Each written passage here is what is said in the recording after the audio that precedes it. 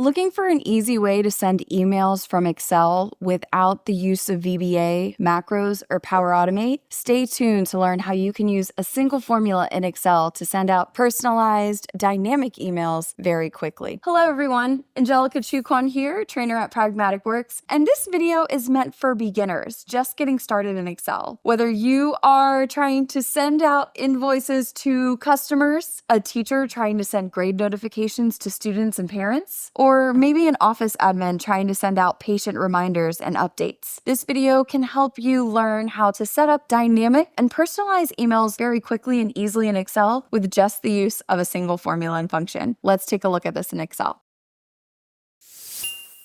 All right, so here I have open a spreadsheet, sent emails from Excel with 2 sheets in this workbook. And I'll include the link to this workbook in the video description below. But let's take a look at what we have here. First, we have a cell containing today's date, and I'll talk more about that in just a moment. But I have a name column with some made up names here for our company. These are not real customers. These are fictitious names and emails, minus mine, but this is a fake email address. So just something here for us to test out as we set up this dynamic and personalized email scenario. So we have a name column containing customers' first and last names. Emails here, of course, these are fake emails. And an invoice amount column showing the amount that each of these customers owes to us, as well as the date that the invoice is due based on, when they submitted this order or whatever the case may be for our specific sales, when the date is due, and then also the status. So if this is a past due, a payment that's due today, or if it's an upcoming payment due very soon. Now, we have an email body here as well as a link that you can see if we click. We can get a preview of that email here in Outlook, which is the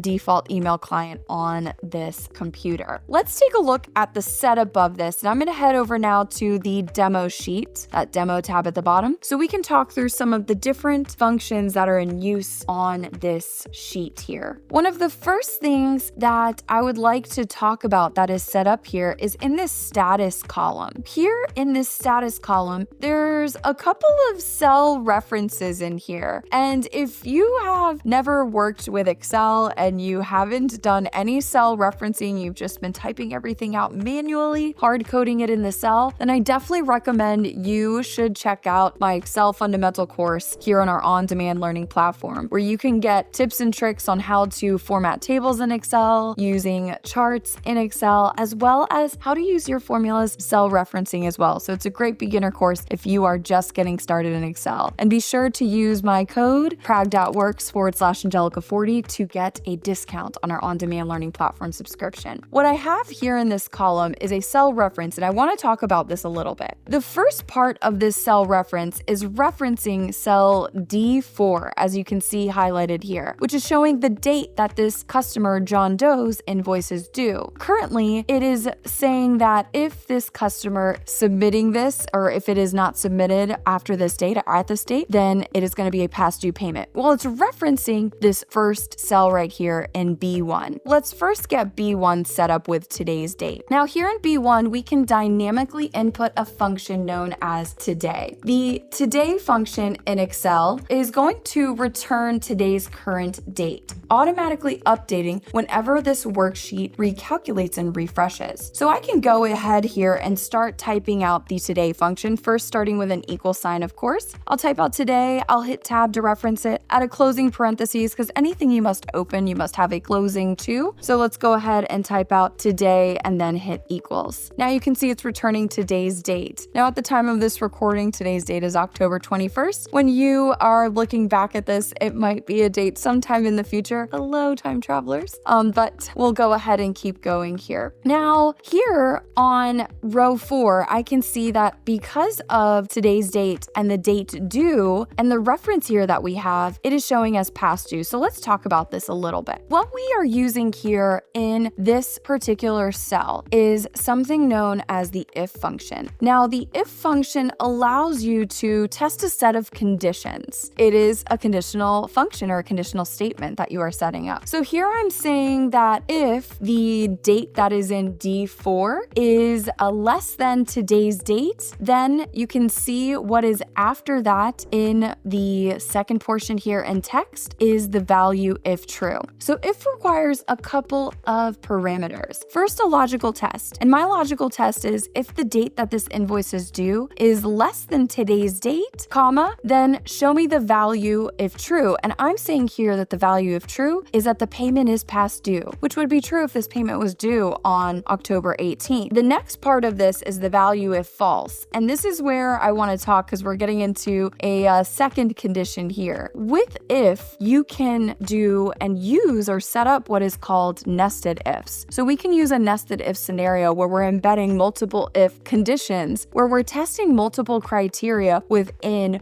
one statement, within one cell. So the next part of this, I'm saying that if that first part is not true, if it is not less than today's date, then the payment must not be past due if it's equal to or greater than today's date. If it is equal to today's date, then show that the payment is due today. If it is anything else, if it is not less than today's date, if it is not equal to today's date, then it must be greater than today's date, meaning that the payment is not yet due, so it'll be due soon. So I can hit enter there, and now I see that that is showing that for John Doe, his date of his invoice was due on the 18th. That is past due, so he's late on his payment. Now we can use that fill handle to drag down this conditional statement and fill it in for the rows below. Pretty neat here. Now we're going to use this in our email body, and then we'll get to preview this in our email. So we'll take a look at this here next. Let's move over to the email body column. So here in the email body, I have manually typed into this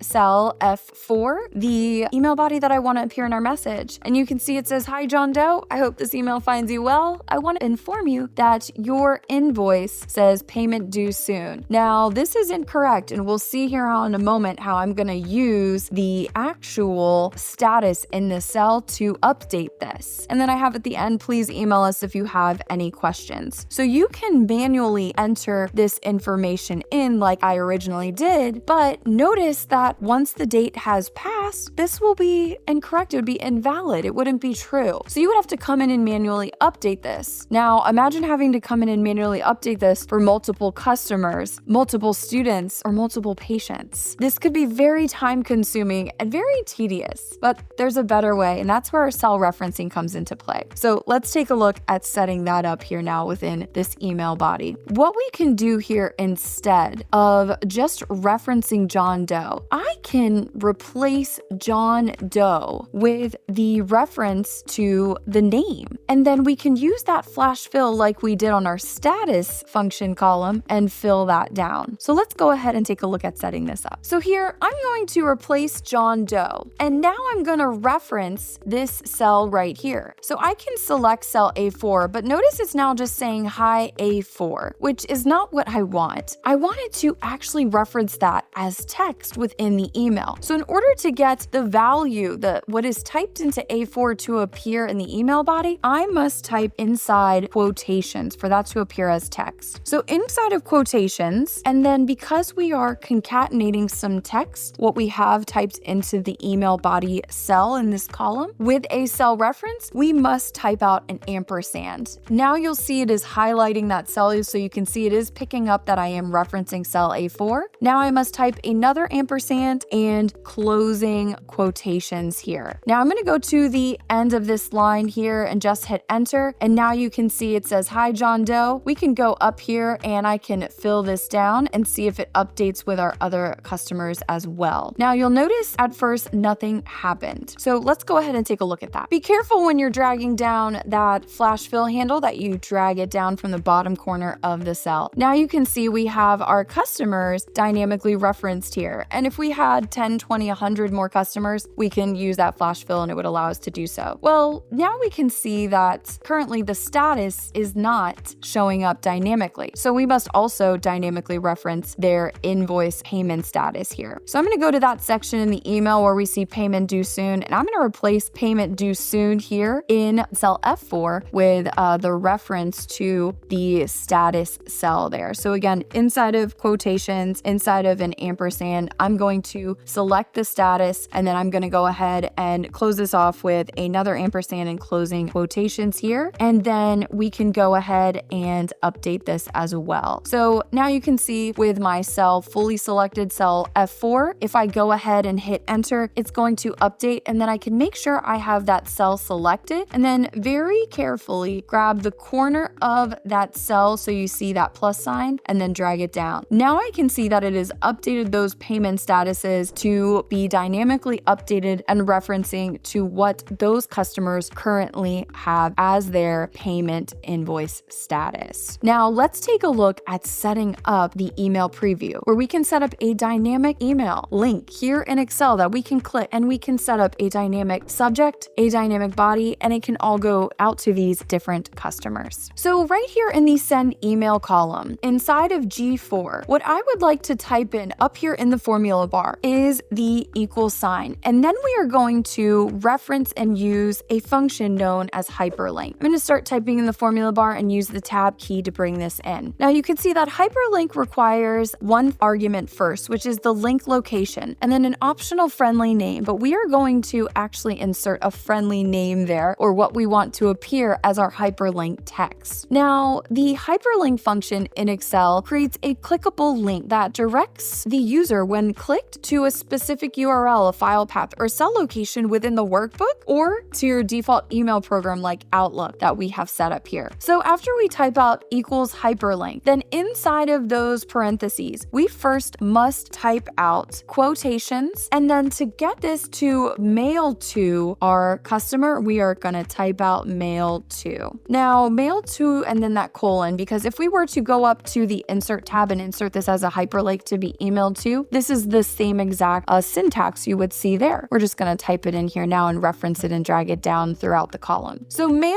to inside of quotations, and I could type out the customer's email address here manually, but we've learned better than that already. So we are going to select here our cell. Now, before we do so, remember, we are concatenating this. So I want to go ahead and type out my ampersand. Then I'm going to go ahead and select that cell B4 here now. The next part of this, let's say I just wanted to just see if I can set this up, test out if I've set up my hyperlink correctly. I'm going to type out a comma and notice that the text has shifted over to friendly name. Well, I want the friendly name to appear in the cell as, let's type out preview email. And I'm going to type that all inside of quotations so that that's what the hyperlink appears as. And I'll add a closing parentheses here now to complete this expression, and I'll click enter, and there you go. We could now test this here. If I go over to my cell and I flash fill this here, I can drag this down. Let me grab that again. There we go. Oh, let's try that one more time. And there we go. So now when I click this, I should see that it is showing me, and we can see when we hover, it is showing everyone's email address there for that particular row. So dynamically, I can see this is set up. I can click to test this, and it's going to open up and show that it is going to email that particular client, that customer. Now let's get our subject and our body text set up here as well. So let's go ahead and set up our subject. Now you could enter to your spreadsheet a subject column if you had a particular subject that you wanted to either dynamically set up with another reference to within the spreadsheet, or you can utilize an existing column like I'm going to do here now. So we're going to reference that status column to update here. On the other side of B4 of this reference here, I'm going to start to type in the second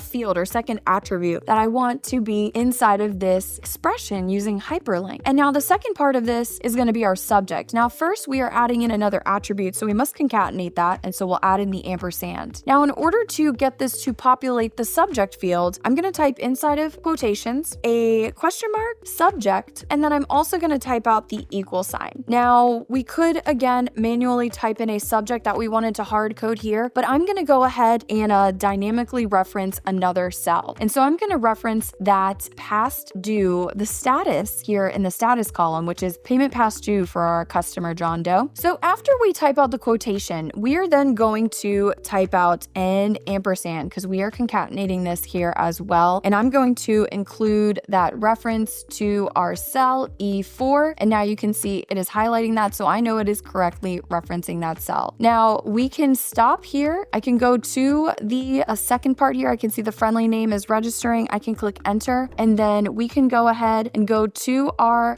column G4 here, and I can go ahead and dynamically drag this down. And when we select this, we should be able to see a preview of our email with the subject inputted, and there we go. We can see John Doe with payment past due. Beautiful. Now let's go ahead and continue to add to this. So far we have our mail to our email address. We have our subject entered in here in a reference to that status. Now the next portion of this is going to be to enter the body. Now this is a third attribute here rather, so we are going to concatenate this one more time here. And after E4, we're going to type out an ampersand, and then inside of quotations, another ampersand, body, and then we're going to type out equals, and then inside of quotations. Here is where we're going to type out another ampersand, and then we can select that cell containing the email body that we want referenced in this line. Once we go to the end of this line here, I can go ahead and click enter, and then we can go ahead and check here, and I can see that it is showing here that it's going to mail this email to our customer John Doe, that the subject is showing up as payment past due, and I can see here that it does have that email body entered into the message. Now this is great here, and we can drag that flash fill down to dynamically update the rest of our customers' email preview, but something I might also want to do now is make sure that in this I have the lines broken up here. So to do that inside of your Excel sheet, you will go back to your email body column, open up email body, and then we want to go ahead and enter in the %0 and A grouping. And so when you type in %0 and A where you want those line breaks to be, it will format your email with those lines spaced out. After the name, I do want it to drop down. So I'm going to go ahead and type out %0A here. And in addition to that, I want it to be dropped down an additional line. So I'm going to type it out one more time, %0A. And now I think I'd also like to have it drop down a line at the end of the statement that is informing them after what their status is. So again, I'm going to type out %0A, %0A, and that should be good. Let's go ahead and test this out here now. So you can see that showing up there in that email. So we can see that's been updated. Let's check out our email preview. And there we go. Now we have a nicely formatted email here for our customers with our customer email dynamically referenced, that status in the subject dynamically referenced, and a very dynamic email body referenced as well. Let's go ahead and close this out. Now to be sure that this updates for the rest of our customers, we can go over to cell G4, grab that flash fill handle, drag this down, and then hopefully this is updated now for our other customers, and it appears to be so. I'll go ahead and preview my email here, and it does show my fictitious email that my payment's due today and this email as well. We'll need to go ahead and double check, so I'm glad we looked here. We didn't flash fill down our line break in that email body column, so let's go back and take care of that here now. So let's flash fill,